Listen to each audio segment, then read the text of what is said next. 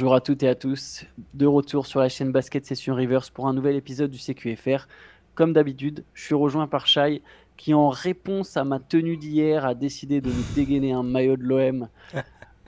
C'est d'actualité. Écoute, Oui, Marseille joue ce soir en barrage de Ligue des Champions, en tour préliminaire contre le exactement. Panathinaikos. J'étais obligé de. Voilà, c'était pour te répondre hier et ton maillot de l'Olympique lyonnais. On a vu que dans les commentaires, il y en a qui ont Ah, remarqué. j'ai pas fait gaffe. Ouais, c'est toujours. Mon amour pour un club en perdition. Alors bon, bah pour le coup, on va peut-être pas parler d'un club en perdition, même si pour Portland, c'est une franchise qui est pas forcément sur la meilleure pente, mais il y Hmm. a quand même de l'enthousiasme. Et il y a de l'enthousiasme parce qu'il y a la présence de Scoot Anderson, et on va pas parler des Blazers, on va parler en fait de Scoot Anderson. Mhm.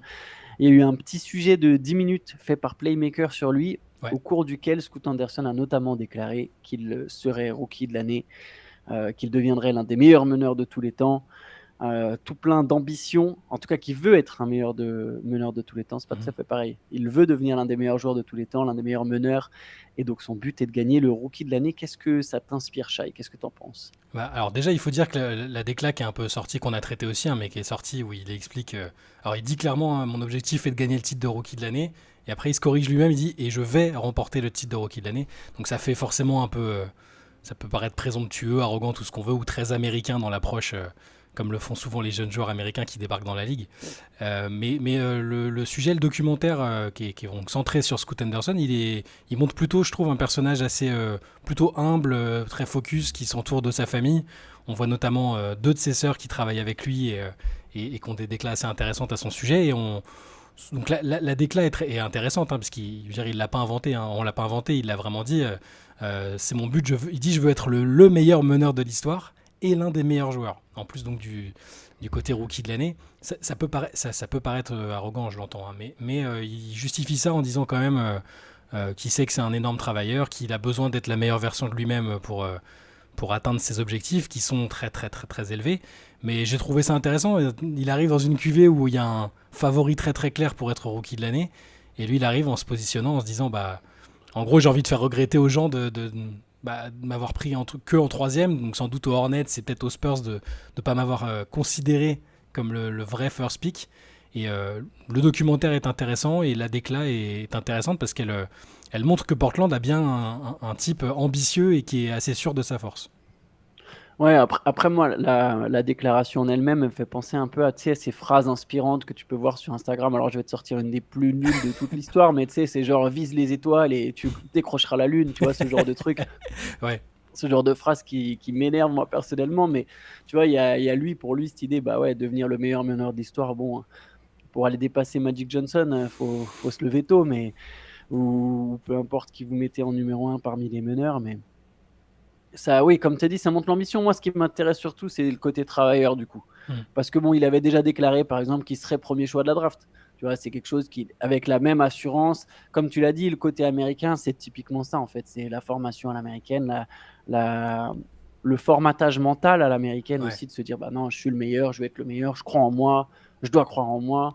Et les mecs essayent peut-être des fois même d'essayer de se convaincre, parce que ça ne les empêche pas d'avoir des faiblesses eux aussi.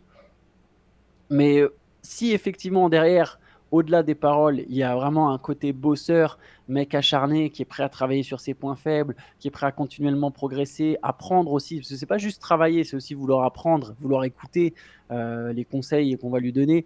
Euh, Moi, tout ça, évidemment, du coup, je trouve ça intéressant. Je trouve que c'est un prospect très intéressant, pas seulement pour ce qu'il peut apporter sur le terrain, mais justement aussi sa mentalité. Donc, je pense que c'est très intriguant ce documentaire, et de voir sa manière de penser, sa manière de parler, etc. Mais toi qui es un. Alors, je vais pas utiliser le terme de fan parce que quand on commence à travailler dans le truc, c'est plus dur d'être fan à proprement parler, mais en tant qu'amateur, qu'aficionado des Blazers, euh, toi, ce que tu as vu de Scoot Anderson jusque-là, et finalement, on n'a pas vu beaucoup de lui parce que On n'a pas eu on a, beaucoup. on a essayé de suivre la J-League. Le showcase où il y avait Victor Wembanyama, il a joué qu'un des matchs. La Summer League, il s'est blessé assez tôt dans la Summer League, donc on l'a pas beaucoup Un vu. match. Voilà. Mais je suis curieux de savoir ce que toi t'en penses parce que moi, quand je ressors du documentaire, je pense que le documentaire, il a très bien fait son effet sur moi. C'est-à-dire que je ressors en me disant, ouais, il est bien entouré, il a sa famille autour, il a pas l'air d'être piloté par un agent qui lui dit, tu seras le nouveau LeBron ou quel que soit le joueur. Il a l'air d'être très terre à terre malgré la décla, hein. On commence avec cette décla qui est un peu fracassante, mais il m'a l'air très terre à terre. Et les images que je vois de lui, que ce soit de l'entraînement ou des morceaux de match, je me dis, waouh. C'est un bestiau quand même, je comprends où il veut en venir et il a raison d'être aussi optimiste et ambitieux, quoi. Ah bah non, mais je te rejoins totalement. Moi, j'arrive à me faire ultra hyper par Scoot Anderson. Tu vois, ça a beau être. Pourtant, tu vois, je me méfie toujours un peu des meneurs très scoreurs, très athlétiques, qui n'ont pas forcément un super shoot. Je me dis, ok, ça peut être des très forts joueurs en début de carrière, et j'ai toujours un peu peur de ce que ça va donner ensuite, tu vois.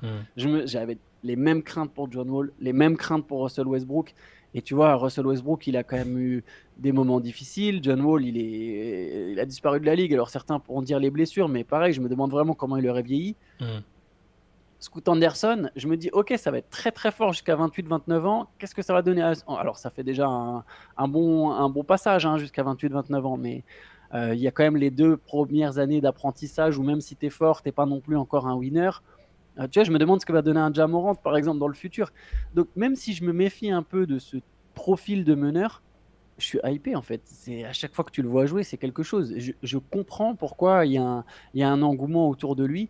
Et même, je vais te dire, je capte pas pourquoi les Hornets l'ont pas pris. Ouais, ça, on se l'est dit, ouais. J'ai l'impression, dans le jeu, dans l'attitude, dans le corps aussi, c'est tout con, mais ça compte. Hein.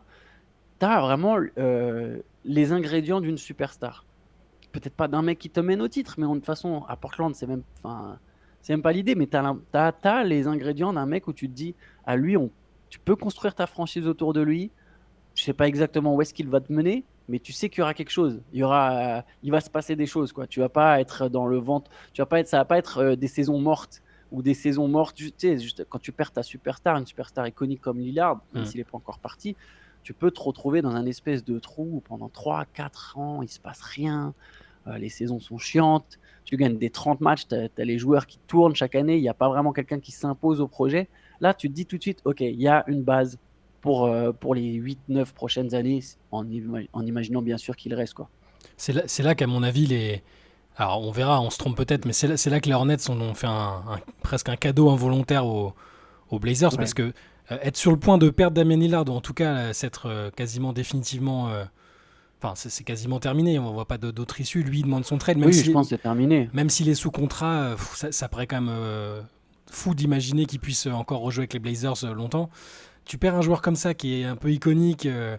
Autour, il y avait jusque-là pas vraiment d'autres mecs capables de tirer l'équipe vers le haut avec lui.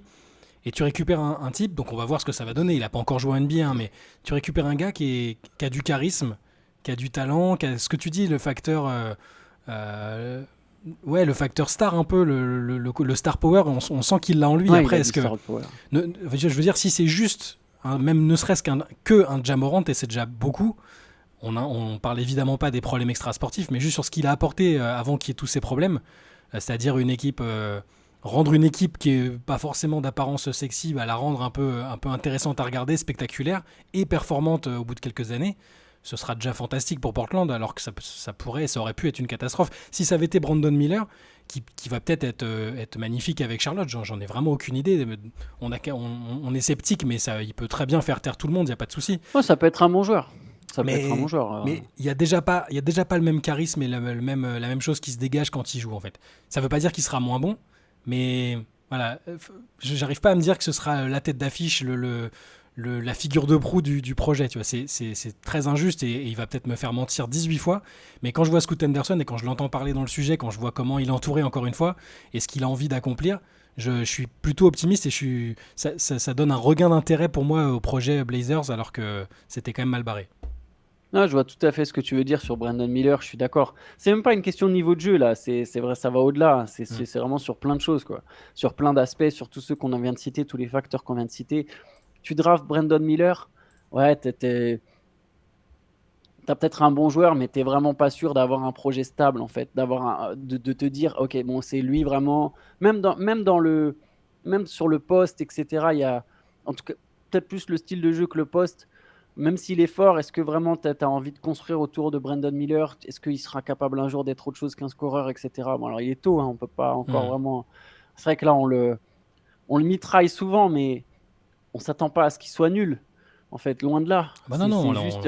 on l'a déjà vu jouer, hein. Même, c'est que de la Summer League et c'était que du basket universitaire, mais on voit quelles sont ses qualités et l'attrait qu'il peut avoir. Sauf que aujourd'hui, l'extra sportif et même ce que dégage un joueur dans sa communication et tout ça, c'est aussi des. Alors je dis pas que c'est la moitié du boulot, loin de là, mais c'est des indicateurs bah, parfois ça trompe pas, quoi. En tout cas, dans la NBA de 2023, c'est des facteurs importants, je trouve. Ouais, par exemple, Anthony Edwards, tu vois, très vite, ça se sentait qu'il y avait quelque chose, tu vois. Qu'il y Ouais. ait quelque chose autour duquel tu peux vraiment articuler un projet. Après, ça veut pas dire que les Timberwolves, dans les 7 ans à venir, ils feront Hmm. une finale de conférence. Mais il y a un intérêt qui se crée à Minnesota parce qu'il y a Anthony Edwards. Bah, c'est ça, faut déjà réussir à. Parce que il y a combien d'équipes qui peuvent vraiment dire on veut gagner le titre, on va gagner le titre, tu vois, c'est ça. Ouais. Il faut aussi. Il y a les side projects, quoi. C'est-à-dire qu'il Ouais. faut faire venir du monde à la salle, ça rapporte aussi de l'argent, il faut vendre des maillots, il faut créer de l'émulation pour être diffusé en chaîne nationale. Enfin, il y a plein de choses aussi qui sont déjà des accomplissements intéressants quand t'es dirigeant de franchise. Tout le monde peut pas arriver et dire bah c'est sûr, on va forcément jouer le titre dans tant ou tant d'années. C'est l'idéal, mais ne serait-ce qu'avoir un joueur emblématique qui donne envie à des gens d'acheter le maillot, de les suivre, de simplement créer une fanbase ou entretenir une fanbase, c'est déjà enfin c'est important. Pour l'instant, Charlotte a pas ça, alors qu'ils avaient Michael Jordan en proprio, donc tu vois, le nom fait pas tout non plus, il faut qu'aussi autour ça fonctionne. Et là, Portland va a priori rebondir dans la bonne direction, j'ai l'impression en tout cas. Si on doit se mouiller un peu, j'ai l'impression que Scoot Henderson. Alors par contre, on n'a pas parlé du fait de. Est-ce qu'on pense qu'il a raison ou pas? Est-ce qu'il va être rookie de l'année? Ça, c'est autre chose. Je pense qu'il sera très bien placé. En fait, pour moi, je vais redire ce que j'ai dit plusieurs fois. Je pense que pour l'instant, le trophée de rookie de l'année, il est dans les mains. Tu sais, il est en location sur une étagère de l'appartement de Victor Wembanyama. Genre, ils lui ont déjà donné une voiture en avance. Ils l'ont posé là. Ils ont dit, bah, si tu foires pas, c'est bon, il est pour toi. Je pense que si Victor Wembanyama, il est bon, Hmm. il aura le trophée. Après, Scoot Anderson, je pense, sera son plus sérieux concurrent en fait pour le. Surtout si Lillard part. S'il y a un transfert de Lillard avant le début de la saison, Hmm. je pense que Scoot, il va pouvoir faire des stats, avoir la balle. Après, il va quand même avoir autour de lui Anthony Simmons, Jeremy Shaedon Grant, Sharp qui va monter, Sheldon Jeremy Sharp, ouais. Grant, potentiellement Damian Lillard sur un début de saison. On ne sait pas encore ce que ça peut donner. Scoot Anderson, on parle souvent des blessures. Je me souviens, on avait fait ça dans un CQFR. Il y a toujours cette crainte de la blessure pour Victor, mais en Ouais. attendant, le mec qui se pète, c'est Scoot Anderson quand même.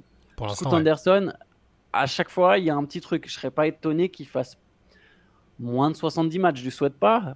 Je touche du bois. J'espère Hmm. qu'il puisse jouer le plus possible. Mais voilà, on n'est pas à exclure un petit truc à l'épaule, un petit truc à la cheville, etc. Donc bon, à voir aussi combien de matchs il joue. Mais je pense qu'il sera un sérieux candidat au rookie de l'année. Après, si vraiment je devais parier, je resterais plus sur Victor Wembanyama, moi, pour Ouais, l'instant. je suis d'accord avec toi. Mais c'est intéressant d'imaginer, parce que les stats comptent aussi beaucoup pour le rookie de l'année. C'est un gars Ouais. qui est capable de faire des gros stats en points, passes, rebonds. Mm. Alors, faudra voir ce que ça donnera en volume de tir. Mais comme tu disais, il est entouré de joueurs qui vont vouloir leur tir et leur propre progression personnelle. Simons, même Sharp et Jeremy Grant, qui a quand même signé un énorme contrat. C'est pas pour prendre 4 tirs par match, je pense, hein. C'est quand même un joueur qui a 20 points de moyenne par match globalement.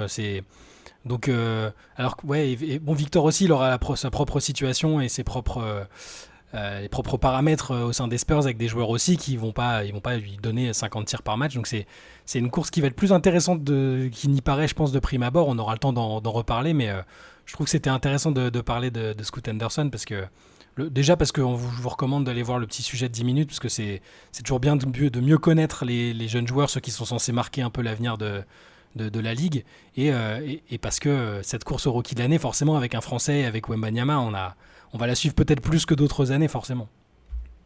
Et d'ailleurs, pour donner un peu d'amour à Brandon Miller, je pense qu'il sera lui aussi bien placé dans la course. Je Mm. pense pas qu'il gagnera, parce que je pense que les Hornets n'auront pas assez de victoires, etc. Il faudrait vraiment. Il y a un facteur charisme aussi hein, pour être élu rookie de Ouais. l'année. Je pense pas que Brandon Miller sera Roy, mais je pense qu'il sera bien placé dans le Roy. Je pense qu'il fera une très belle saison rookie lui aussi pour le coup. Écoute, c'est tout ce qu'on lui souhaite, hein. C'est pas parce que, encore une fois, on répète, c'est pas parce qu'on est sceptique sur des joueurs ou des franchises qu'on les aime pas et qu'on souhaite leur malheur, hein. On a envie que tout le monde réussisse et que toutes les équipes performent. C'est malheureusement pas toujours le cas, mais voilà. Je préfère rappeler ça quand même pour pas que les gens pensent qu'on fait Sauf Patrick Beverley, on n'aime pas Patrick Beverley. T'as raison. C'est important de le noter. Non, bon, passons avec la suite. Alors, il y a un joueur qui se retrouve, a priori sur le marché, un joueur qui justement intéressait un temps les Blazers. Je pense que Portland n'est plus vraiment dans la course. C'est Pascal Siakam. Ouais. On a beau parfois entendre que Toronto va pas reconstruire. Ça sent quand même la belle période de transition qui s'annonce du côté de Toronto. Siakam, il est en fin de contrat. Et justement, on a des insiders qui le présentent comme son transfert comme inévitable cette saison. Est-ce que toi, tu es du même avis? Est-ce que tu serais pas un peu... C'est marrant parce que l'attention est vachement tournée sur Lillard. Est-ce qu'il n'y aurait pas d'abord un transfert de Siakam au final, avant même celui de Lillard? T'as raison. Enfin, vu sa situation contractuelle et vu la tête du projet des Raptors, enfin, je trouve toujours que c'est extrêmement flou. Je sais toujours pas ce que veut faire Masai Ujiri, qui reste un patron dans cette ligue, hein. C'est vraiment un type qui est capable de reconstruire avec 2 moves. Il est capable de te refaire une équipe compétitive et de prendre des gros risques et de drafter des joueurs auxquels on s'attendait pas et qui sont très forts. Mais je sais toujours pas exactement s'ils sont vraiment entre deux chaises. Tu vois, est-ce qu'ils ont envie d'activer le mode tanking? On pensait peut-être même qu'ils le feraient dès la saison dernière, hein. Là, il y a eu des mouvements, Van Vliet qui part. Il y a eu quelques départs, mais c'est pas encore franc et marqué, parce que quand tu as un joueur comme Pascal Siakam, après tout dépend de la valeur que l'on accorde à Siakam, du niveau qu'on pense qu'il a. Moi, je pense que c'est un joueur vraiment énorme qui peut changer le destin d'une équipe, je pense, hein. Je dis pas que c'est un franchise player, mais tu le mets dans l'une des équipes qui le convoite. C'est-à-dire que là, Shams Charania a répété qu'Atlanta était le courtisan principal. On sait que Indiana était sur le coup. Pour moi, tu le mets dans une de ces deux équipes et leurs ambitions, elles changent radicalement, parce que tu as un joueur qui est pas en quête d'être la superstar d'une équipe. En tout cas, il n'a jamais montré ça dans sa personnalité. Et en plus, qui est extrêmement polyvalent, qui a le statut All-Star. Donc, on sait qu'en termes de niveau, c'est quelque chose. Il est fort, il est bon en attaque, bon en défense, très complet. Il est aussi un peu playmaker. Enfin, je pense que ça peut être une recrue fantastique pour une équipe qui cherche à passer un cap. Donc oui, je suis d'accord. Je pense qu'il est très possible qu'il y ait un trade avant. Là, le paramètre un peu qu'on maîtrise pas forcément, c'est lui a l'air de dire qu'il veut rester sur le long terme et qu'il est bien à Toronto. Et lui, en tout cas, est pas dans la demande de trade express. Tu vois. C'est quand même un paramètre intéressant. Et donc là, pour revenir sur ce qu'a dit Shams Charania sur Atlanta, Atlanta reste le courtisan numéro 1 a priori. Et il y a une première offre refusée par Masai Ujiri, hein. On sait que c'est un négociateur assez féroce. Refusé donc DeAndre Hunter, A.J. Griffin et des tours de draft sans qu'il y ait de détails dessus, et ça a été refusé. Donc c'est des bases de négociation qui sont quand même intéressantes, je pense, et c'est pour ça que je pense que alors c'est Marc Medina qui disait ça, qu'à court ou moyen terme le trade semblait inévitable, et je suis assez d'accord. Le moyen terme est intéressant, il faut voir aussi ce que ça représente. C'est vrai que comme Toronto, cet été, a fait quand même ils ont perdu Van Fleet, mais ils ont signé Schroeder, qui n'est pas un joueur que tu signes quand tu veux reconstruire, et ils ont donné beaucoup d'argent à Poeltl, leur pivot qu'ils avaient fait revenir en cours de saison. Donc tu as l'impression quand même qu'ils veulent jouer quelque chose à l'Est, même si tu te dis, mais qu'est-ce qu'ils peuvent vraiment jouer, à part peut-être quelque chose entre la 6e et la 9e place. Vu qu'il n'y a pas non plus une urgence absolue, Ujiri peut continuer à essayer de faire monter les enchères, de négocier sur le nombre de tours de draft. C'est peut-être ça, tu vois, s'il n'y a que 2 joueurs en échange, il va peut-être demander 3 quand une équipe en propose 2, et compter sur le fait déjà de voir ce que ça va donner le début de saison. Si Toronto est bien placé, autant continuer avec Siakam. Tu vois, si Toronto, je sais pas, commence très fort, je sais pas, il y a une progression notable de Scottie Barnes, dont on parlait d'ailleurs dans le podcast de lundi, éventuellement un jeune qui se révèle, si ça tourne bien avec le nouveau coach et que Toronto est bien placé, autant continuer avec Siakam. Et si à l'inverse ça se passe mal, tu peux commencer à continuer une négociation. Et tu sais aussi voir en fonction. Imaginons Indiana qui a quand même investi sur Bruce Brown, qui veut quand même passer un cap. Imaginons qu'Indiana commence pas très bien. et soit vraiment tenté de faire venir un joueur, ou à l'inverse, Indiana commence très bien, mais se dit: «Ah bah, c'est notre fenêtre, c'est maintenant, on peut jouer quelque chose à l'Est, il faut qu'on rajoute un gros talent», et d'un coup se mettent à, bah, lâcher 3 pics, tu vois? Il y a tout plein de scénarios. Du coup, je pense qu'effectivement, en cours de saison, ça peut être intéressant selon les départs de voir ce qui peut se passer autour de Siakam, En, mais je serais pas surpris non plus qu'effectivement il soit ouais. transféré au moins avant la deadline. En sachant qu'il y a aussi il y a le cas Oji Anunoby qui, selon les dernières rumeurs, réclamerait. Alors, est-ce que c'est des messages d'agents ou juste ou la réalité, mais il réclamerait un prochain contrat à 30 millions la saison. Ça a beau être un excellent défenseur, je ne sais pas si c'est un joueur qui, même avec la proportion, le pourcentage que ça représenterait dans la masse salariale, un sujet qui est cher à Benjamin, qui Mm. l'avait expliqué l'autre jour, ça fait beaucoup et c'est un autre cas un peu épineux, je trouve, à gérer pour Toronto. En tout cas, pour ce qui est de déterminer quel est le projet, est-ce que c'est de la reconstruction ou est-ce que c'est de l'entre-deux, est-ce qu'ils pensent être encore capable de viser les playoffs. T'as ces cas-là à gérer. Anunoby aussi, alors je sais plus quand expire son contrat, mais ça doit pas être dans si longtemps que ça. Hein. Je Euh, l'ai- donc t'as le cas Siakam, le cas Anunoby, Scotty Barnes qui est là a priori quand même pour longtemps, mais il faut, comme on l'a dit, dans les joueurs qui ont des choses à prouver et qui sont un peu sous pression, il y a Scotty Barnes. Ouais.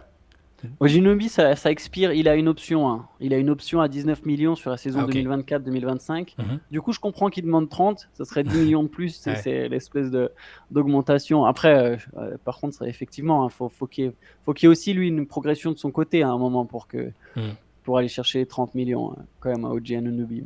Mais du coup, ils ont tous ces dossiers à gérer, ces questions auxquelles ils doivent répondre. Et la manière dont ils vont gérer ça, c'est-à-dire est-ce qu'ils vont, avant le début de la saison, est-ce qu'il y aura le trade d'un de ces gars-là, entre Anunoby et Siakam.